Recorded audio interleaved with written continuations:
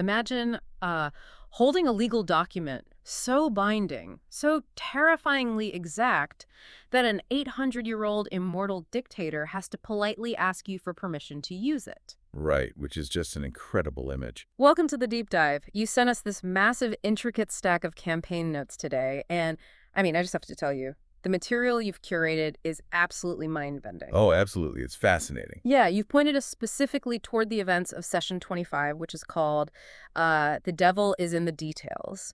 And it documents the exploits of a deeply unconventional adventuring party operating in the Forgotten Realms. Unconventional is definitely the right word for them. For sure. But what makes this specific slice of your notes so compelling isn't the sword swinging, it's the paperwork. We are looking at a landscape where the greatest threats aren't dragons roaring from mountaintops, you know? Yeah, not at all. It's fine print. It's diplomatic summits with undead lords and high society galas that hide literal hellscapes right in the basement. It completely subverts the standard expectation of a fantasy narrative. You aren't fighting claws and fangs here. You're fighting bureaucracy, hypocrisy, and the agonizing weight of legal precedent. It's just so much harder to punch your way out of.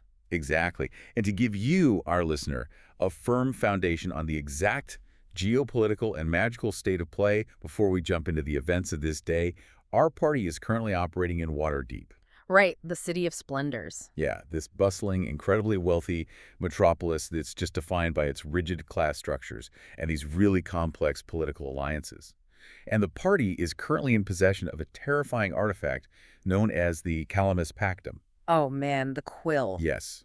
This isn't just a magical item. It is a glowing, infernal quill forged by the Archdevil Asmodeus himself. And simultaneously, they're running an active, highly dangerous shadow operation against the Castellanters. Right, and we need to be very clear about who the Castellanters are, because it really contextualizes everything that happens later. They aren't just rich nobles. No, not at all. They are the absolute apex of Waterdeep's elite.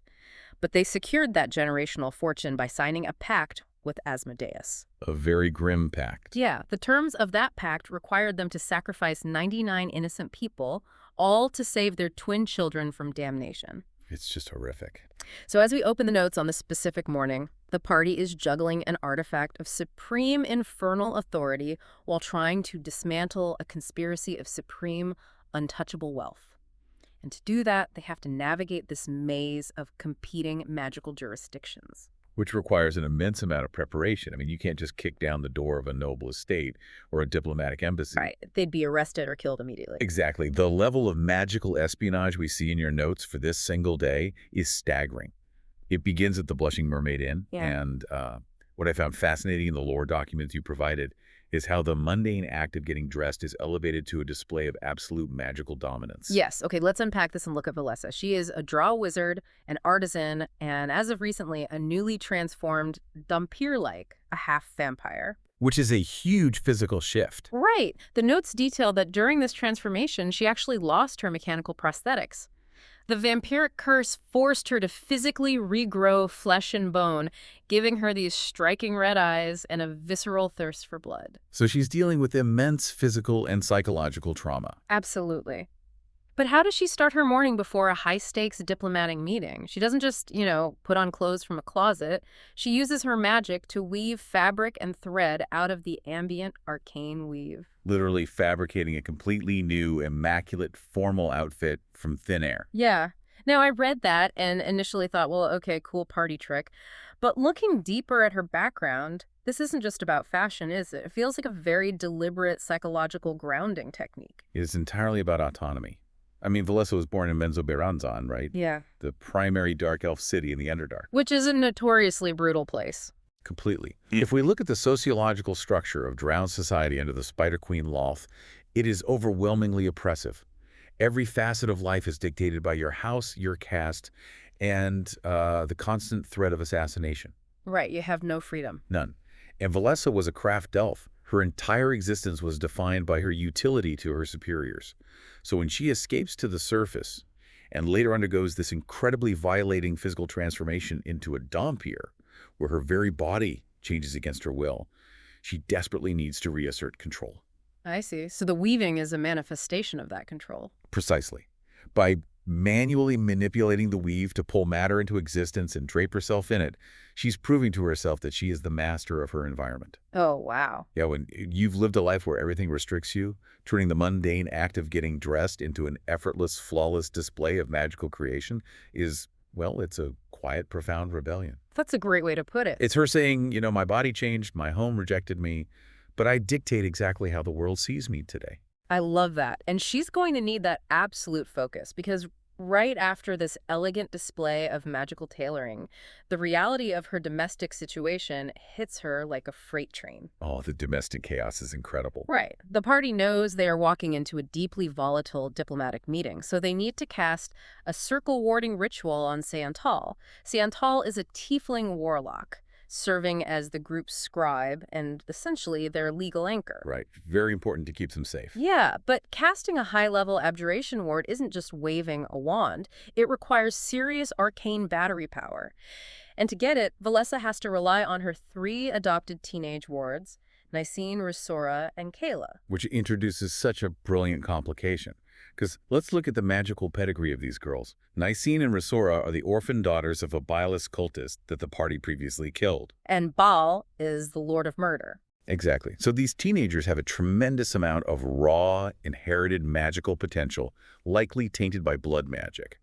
They are powerful, but they're also impulsive teenagers who recently used their magic to disguise themselves as adults just to sneak into a tavern and go drinking.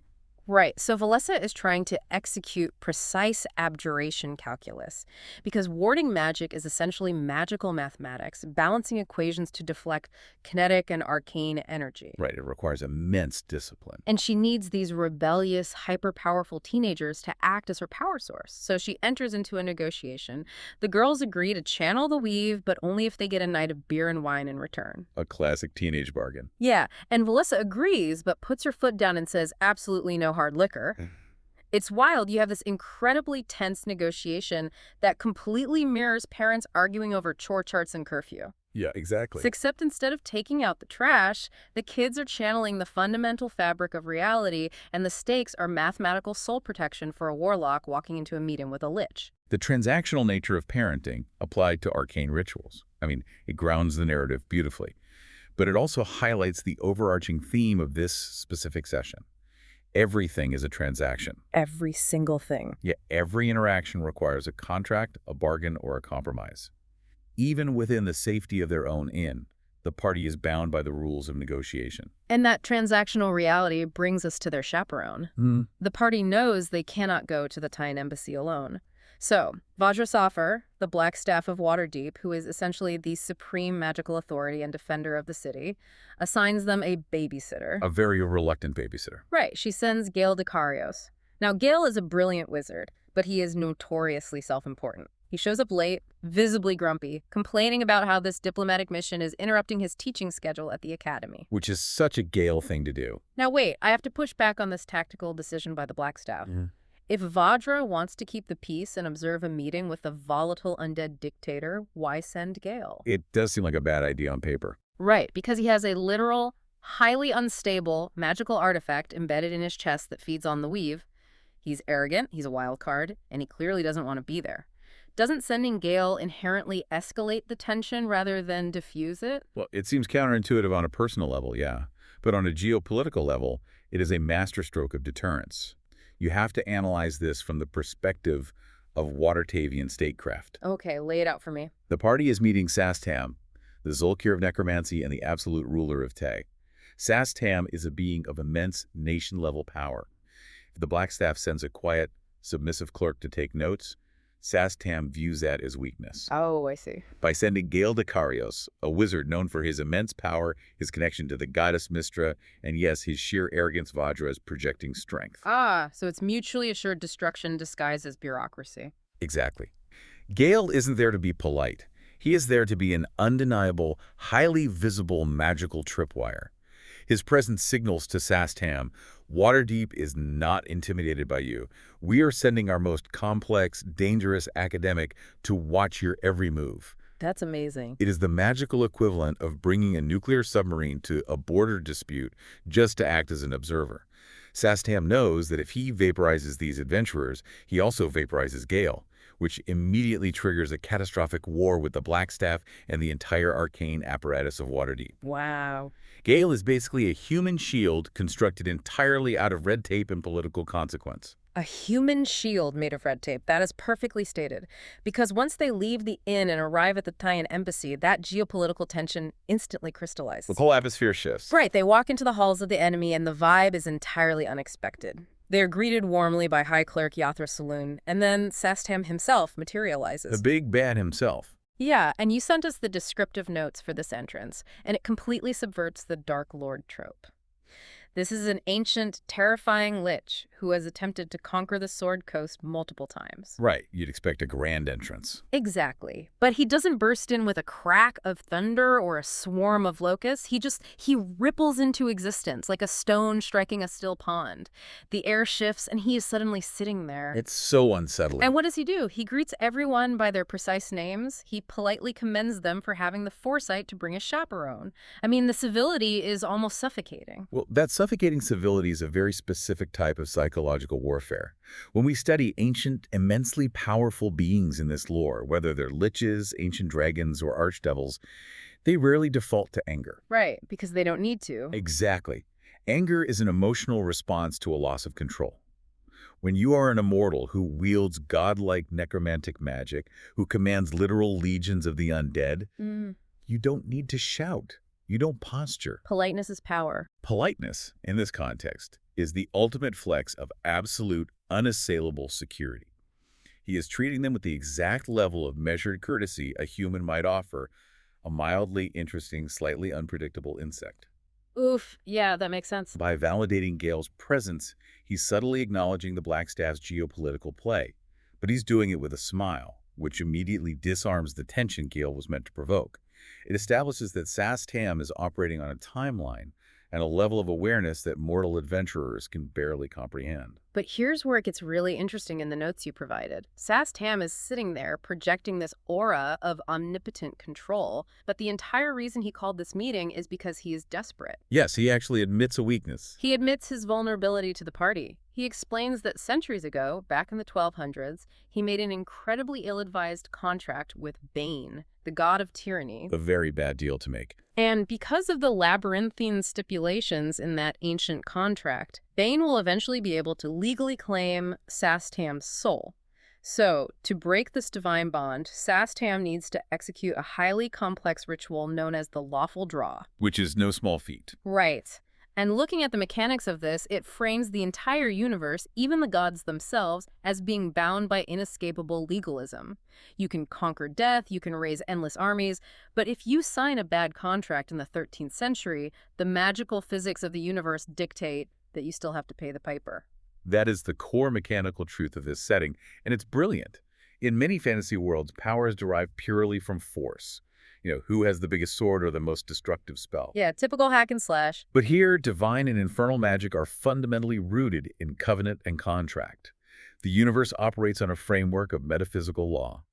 Bane is the god of tyranny, and tyranny is, at its heart, the absolute enforcement of rigid rules. That makes total sense. The contract Sastam signed wasn't just a promise. It was a structural binding of his spiritual essence to Bane's divine portfolio. So how exactly does this lawful draw ritual work? Because it sounds like he's trying to perform arcane surgery on his own soul. That's a highly accurate analogy, actually. Yeah. Think of the lawful draw as metaphysical arbitration.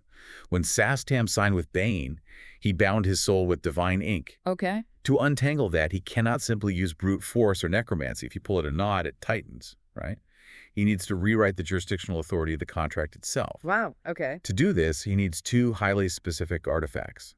First, he needs the Seal of Concordance, which is an artifact currently secured in the legendary, heavily fortified library of Candlekeep. This seal acts as a cosmic notary. It validates the breaking of a pact. Got it. A cosmic notary. But to write the new terms, he needs the Calamus Pactum, Asmodeus's quill, the highest authority of infernal law. Right. And Asmodeus's quill is currently sitting in the party's collective pocket. So Sastam politely asks for it. And this is the moment where I literally held my breath reading your notes. Oh, such a tense moment. Santal, the tiefling warlock, looks across the table at an immortal undead dictator who could turn their bones to ash with a single syllable and calmly says, "No, we are not giving you the artifact." Just absolute nerves of steel. Santal flatly refuses the transfer of ownership, but offers a compromise. The party will facilitate the ritual for him, acting as the Quill's operators. Now, I have to stop here. I need you to explain this to me because it defies logic. Sure, what's the hang-up? Why on earth would Zastam accept that? He says Tam. Why not just instantly paralyze Gale, execute the party, and take the Quill off their corpses? Because if he kills them and takes it, the Quill becomes entirely useless to him. This goes back to the mechanics of infernal property law we were just talking about. Wait, really? Let's trace the chain of custody. The party didn't just find the Calamus Pactum in a ditch somewhere. They traveled to the city of Dis, the second layer of the Nine Hells. They met with Vale, an Erinese assessor. Oh, right, the bureaucracy of hell. Exactly. They went through the grueling bureaucracy of hell to have the Quill formally authenticated. The party possesses the literal, hell-recognized certificate of authenticity, which proves they are the joint legal owners of the artifact under infernal law. Wait, so infernal magic fundamentally requires an unbroken chain of title. Absolutely. The lawful draw is a ritual predicated on absolute legal precision. If Zastam steals the Quill by force, he becomes a thief under cosmic law. Mind blown. The magic of the Calamus Pactum relies on consent, ownership, and jurisdiction. An illegitimate user cannot force an infernal artifact to override a divine contract made with the god of tyranny. The magic simply will not execute. That is wild. It would be like trying to cash a stolen, unsigned check at the Bank of the Universe. The check might be physically real, but the transaction will just be rejected. That is staggering. The bureaucracy of hell is literally protecting the party better than any physical armor ever could. Zastam is bound by the rules of ownership. Precisely. Santal understands that they hold all the leverage, not because they are stronger, but because their paperwork is flawless. And Zastam recognizes this immediately. He respects the architecture of the law, which is why he accepts the compromise without anger.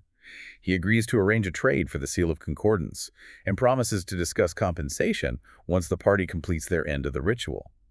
The party successfully negotiated a standoff with a lich using property law. It is brilliant.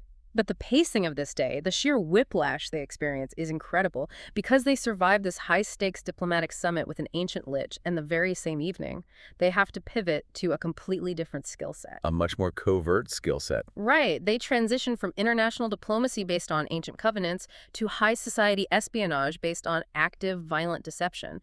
They have to leave the polite halls of the Taiyan embassy and infiltrate the Castellanter villa. Which requires an entirely different methodology of survival. With Zastam, they survived by being highly visible and legally bulletproof.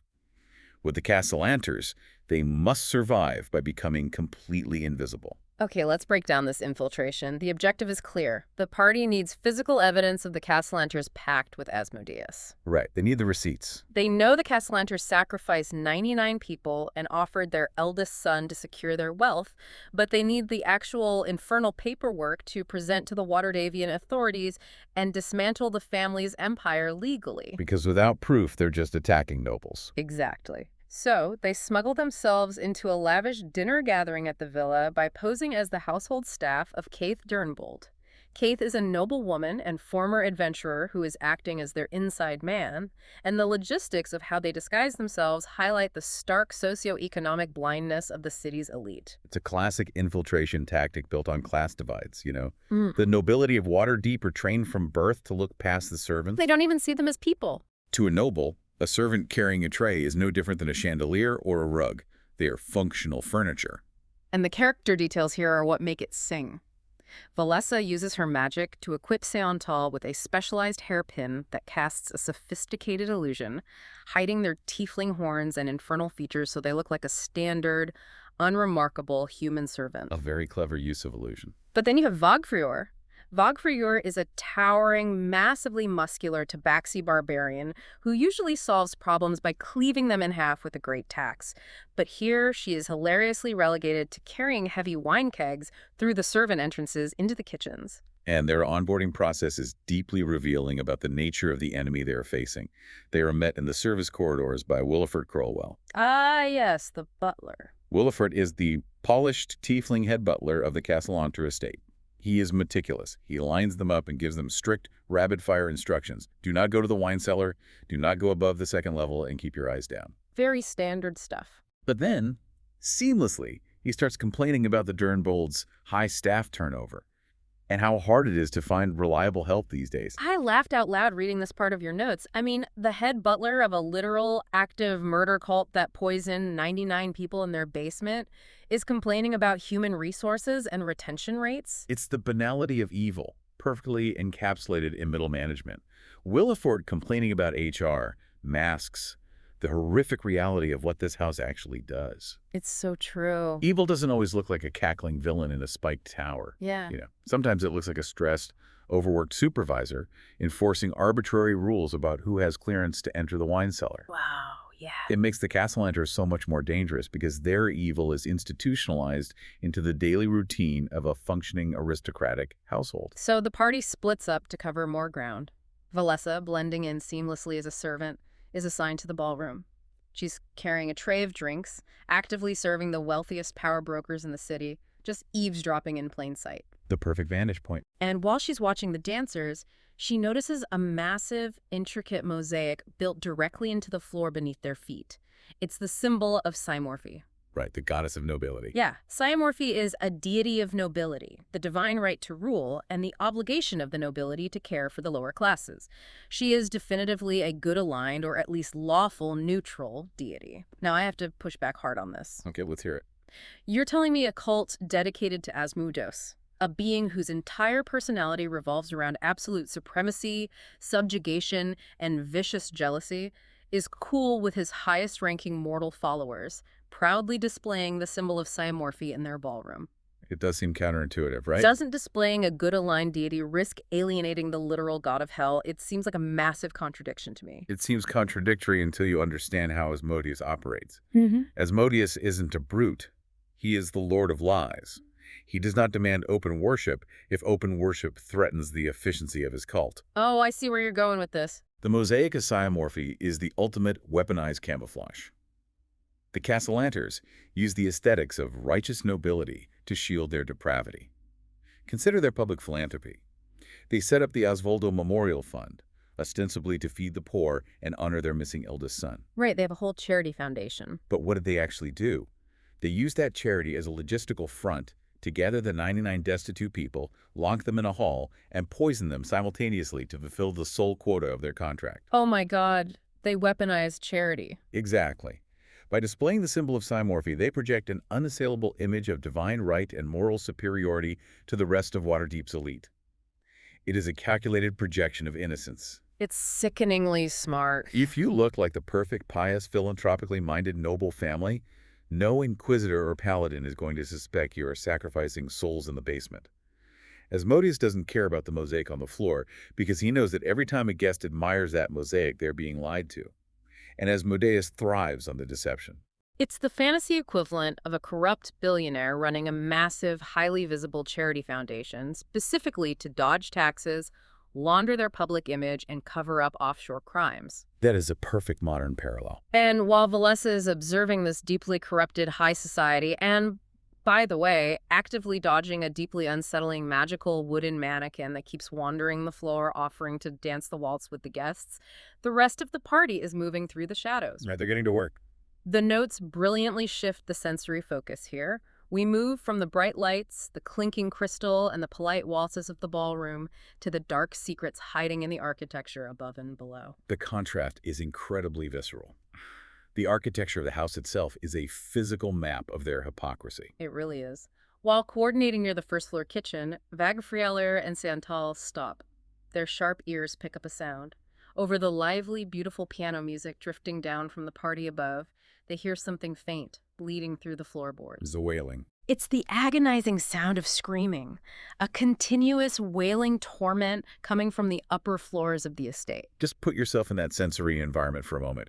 You are standing in a pristine kitchen, surrounded by the smell of roasting meats and fine spices, listening to the laughter of the city's wealthiest power brokers. It sounds lovely. And just at the absolute edge of your hearing, muffled by the expensive rugs and reinforced doors, someone is being tortured. It is a horrifying juxtaposition. Valessa is trapped on the ballroom floor maintaining her cover, so she relies on her familiar. She sends her invisible imp, Quilbit, to investigate the forbidden fourth floor, the attic. A very stealthy scout. Quilbit flutters out of a window, flies up the exterior of the mansion, and peers through the reinforced glass into the attic. And what she sees is pure nightmare fuel. It's awful. She sees a withered, hunched figure completely bound and being subjected to eternal physical torment by chains that are literally alive. The metal is moving, whipping, and binding the figure independently. If we connect this back to the broader lore you provided, this answers the most tragic question of the campaign.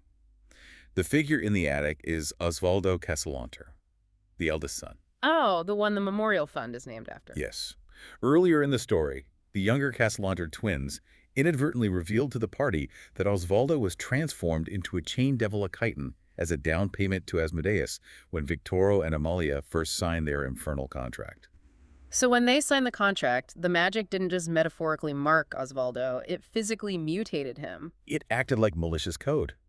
It's essentially biological DRM, digital rights management, but for a mortal soul. That is terrifying. The contract stipulated a price. The moment the ink dried, the universe executed the code, and Osvaldo's physical and spiritual form was forcibly overridden.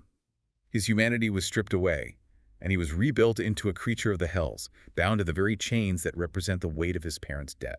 It's one thing to hear about a deal with the devil in the abstract, you know. It's another to look through a window and see the living receipt. Let's deeply analyze the psychological horror of this dynamic for the parents, too. Victoro and Amelia Casalanter are downstairs. They're wearing bespoke silk, drinking vintage wine, smiling and shaking hands with city magistrates. Having a grand time. And directly above their heads, separated only by a few layers of wood and plaster, their firstborn son is being eternally flayed alive. They know he is there. They can probably hear him wailing on quiet nights when the staff is asleep. Why not just take him to hell, though? Why would Asmodeus leave Osvaldo in the attic instead of taking him down to the Nine Hells? Because it's not just a down payment, it's an active collateral hold. It's terrorism. Oh, of course. Precisely. It serves as Asmodeus' grim, daily psychological torture for the parents. It is a constant screaming reminder of their looming deadline. It tells them every single day, this is what happens if you fail to pay me the gold and the remaining 99 souls. The twins are next. It completely shifts the lens through which you view the Casalanters. The party suddenly realizes that they aren't just fighting greedy, mustache-twirling nobles who want more money. No, they are desperate. They are fighting parents who are trapped in a living nightmare of their own making. The Casalanters are driven to commit mass murder, to poison their own citizens, because if they don't hit their quota, their two remaining children will end up exactly like the screaming horror in the attic. The emotional weight of that discovery must have been suffocating for the players. Absolutely. It adds an incredibly dense layer of tragic desperation to their evil. They aren't trying to conquer the world. They are trying to buy their way out of a hostage situation that they themselves initiated through their own initial hubris. Exactly. So what does a party do with that information? It means you can't just assassinate them. Right, because killing Victorio and Amelia doesn't break the contract, it just defaults it, meaning the twins' souls are instantly forfeit to Asmodeus. Which defeats the whole purpose. So to save the children and stop the cult, the party has to find the definitive, legally binding proof to bring this family down through the Watertavian justice system.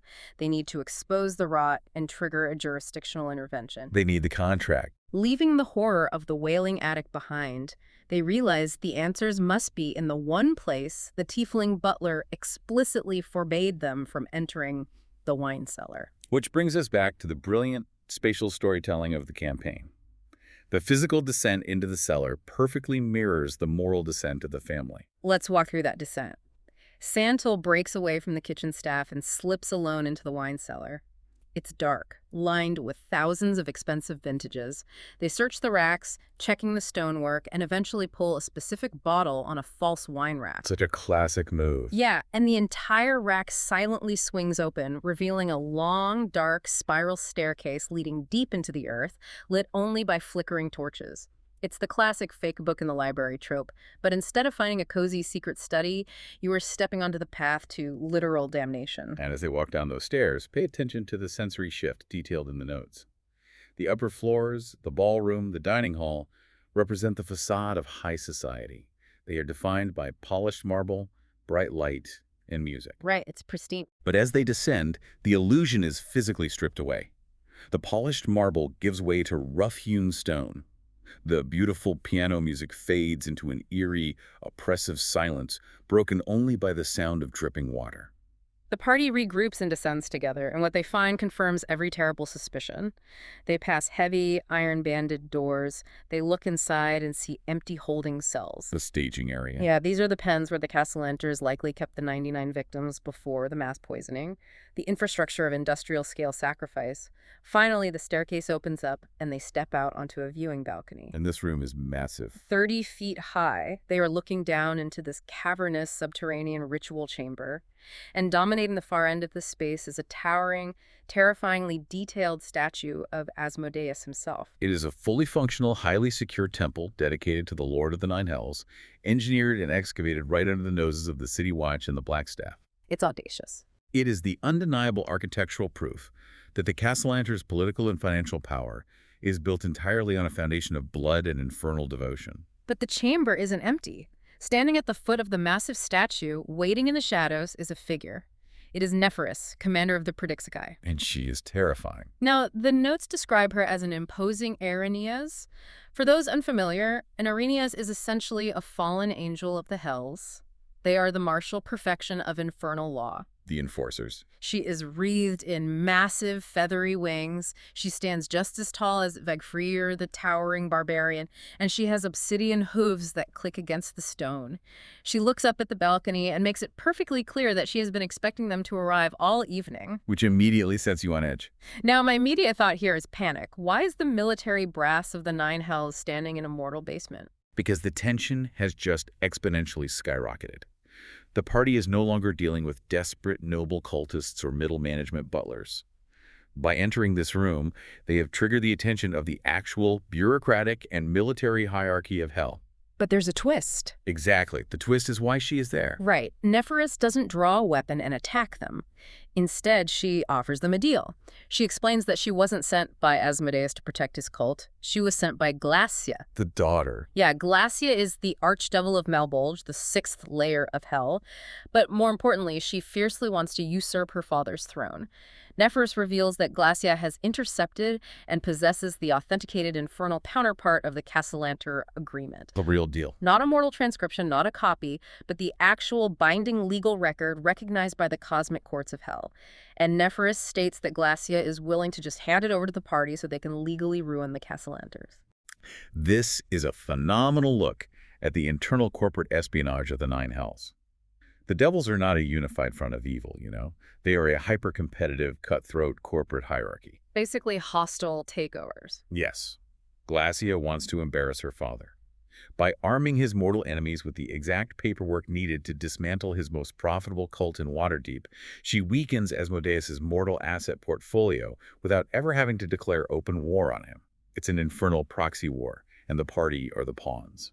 But before they agree to be pawns, Siantel does something incredible. Standing before this terrifying devil commander, surrounded by the architecture of sacrifice, Siantel completely ignores the political maneuvering and calmly asks about freeing Osvaldo from the attic. They're still focused on the kid. Yeah, they don't just want to punish the parents, they want to save the tortured, mutated son. Nephoris is entirely unmoved by the sentiment. She states flatly that Osvaldo's soul was legally rendered forfeit to Asmodeus. It's a done deal. The ink is dry. Which triggers one of the most fascinating debates I've ever seen in a set of campaign notes. The characters begin actively debating the exact mechanics of infernal property rights right in front of the devil. Yes. They start theory-crafting loopholes. They wonder, what if they cast a banishment spell on Osvaldo? A banishment spell forcefully ejects a creature from the material plane back to its home plane. Right, basic abjuration magic. So if they force his chitin form off the material plane, where does he actually go? Does his soul hit the astral plane first, or does it drop straight into Avernus? And it gets even more complex. Right, because if there is a transit delay, would Glacia, as a rival archdevil, have the jurisdictional authority and the magical capability to intercept his soul in transit before Asmodeus' bureaucracy could officially claim it at the gates? It's so creative. They're essentially trying to use Glacia's political ambition to execute a metaphysical heist of a soul. I love how this specific campaign treats the concept of souls. In most fantasy, a soul is a nebulous, glowing, spiritual concept of goodness. Right, very abstract. Here, a soul is highly regulated, tangible currency. It is property, complete with chains of custody, deeds, transit delays, and jurisdictional disputes. The party isn't trying to defeat the Lord of Hell with a magical sword. They're trying to defeat him with property law and jurisdictional loopholes. They are looking for the error in the cosmic tax code. It's incredible. And Nephris just stands there listening to these mortals debate the legal infrastructure of her home dimension.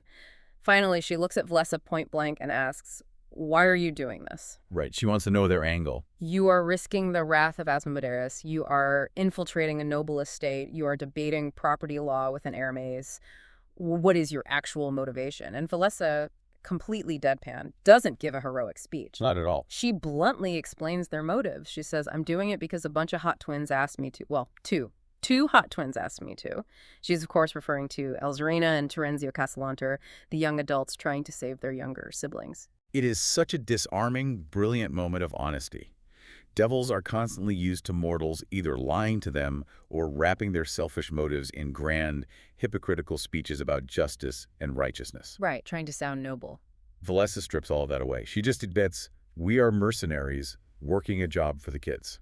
And Nephris actually seems to respect the sheer pragmatism of it. She accepts their honesty. But then she reveals the catch.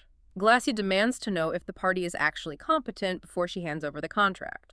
Which is fair from Glacia's perspective. Yeah, Glacia isn't going to give a highly sensitive, powerful legal artifact to a group of bumbling mortals who are just going to get themselves killed by the City Watch tomorrow. So Nephris issues a challenge. A trial by combat. Right there in the subterranean temple. If they survive against her and prove their martial worth, they get the contract. It's the ultimate lethal job interview. Glacia needs to vet her proxy assets. Exactly. And the notes you provided leave us on the absolute perfect cliffhanger. The weapons are drawn, the magic is sparking in the dim light, the tension is at its absolute peak. They are about to fight an Erinyes commander in the Temple of Asmodeus beneath a high society gala. The stakes couldn't be higher. And Vokfrir, the towering Tabaxi barbarian who has been carrying wine kegs all night, locks eyes with this terrifying, feathery, obsidian-hooved devil. And before she swings her axe, she just points at her and says, "You have got to tell me who your tailor is." It is brilliant. It completely breaks the tension while perfectly encapsulating the entire dynamic of this party. It really does. They're profoundly unfazed, slightly irreverent, completely out of their depth geopolitically, and yet totally ready to fight the military brass of hell with absolute style. It really is the perfect summary of who they are and how they operate. So as we wrap up this incredibly dense deep dive into Session 25, let's look back at the staggering ground we've covered today. We covered a lot. We started the morning with the party negotiating with an impossibly polite 800-year-old lich over the exact jurisdictional parameters of a contract he signed in the 13th century. Such a wild start to a day. We watched them seamlessly infiltrate a high society gala, navigating the banality of corrupt butlers and polite waltzes, only to uncover the gruesome, visceral reality of biological DRM and what those infernal pacts actually cost a family in blood. The horror in the attic. And we ended with them debating property law, jurisdictional soul transit, and fashion with an Erinyes commander in a secret basement temple. It is a remarkable, cohesive narrative about how systems of power actually operate, whether that power is derived from ancient necromantic covenants, untouchable generational wealth, or the hyper-corporate hierarchy of infernal bargains. It all comes down to the paperwork. It really does. It makes you think about the contracts we sign in our own lives, right? The obligations we blindly bind ourselves to, the fine print we ignore because we just want the immediate benefit, and the elaborate facades we construct to hide our own compromises from the world. Absolutely. Though hopefully your personal contracts don't involve the Lord of the Nine Hells or a mutated chain devil screaming in your attic. You know, it does raise a lingering, profound philosophical question that is built right into the core mechanics of this world's lore. In this universe, a soul isn't just an abstract spiritual concept. It is tangible, highly regulated currency. Right. It is the ultimate leverage. It makes you wonder, if your own soul had a definitive, legally recognized market value, bound by cosmic law, what would you actually be willing to trade it for? Oh, wow. And more importantly, when the transaction is complete, who is holding the receipt? A truly chilling thought to leave off on. Thank you so much for sending us these incredible notes and joining us on this deep dive into the shadows of Waterdeep. Keep questioning the fine print in your own lives, trust your own magical autonomy, and we'll see you next time.